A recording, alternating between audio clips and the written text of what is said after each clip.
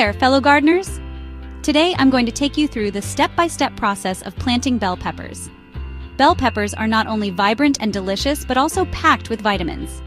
So let's dive right in. First things first, you need to choose the right variety of bell peppers. There are many types, from sweet bell peppers to the slightly spicier ones.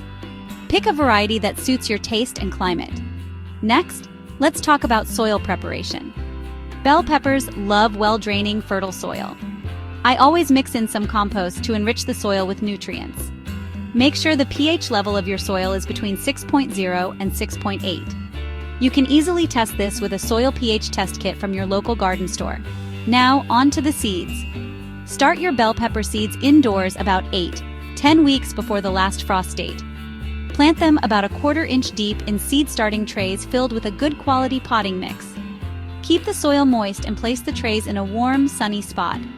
Bell pepper seeds need warmth to germinate, so maintaining a temperature of around 70 to 80 degrees Fahrenheit is key. When your seedlings have 2-3 true leaves and the outdoor temperatures are consistently above 55 degrees Fahrenheit, it's time to transplant them. Harden off your seedlings by gradually exposing them to the outdoor environment over a week. This will prevent transplant shock. For the transplanting process, dig holes in your garden bed, spaced about 18-24 inches apart.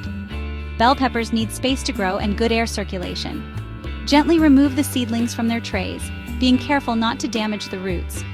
Place each seedling into its hole, fill it in with soil, and press down gently.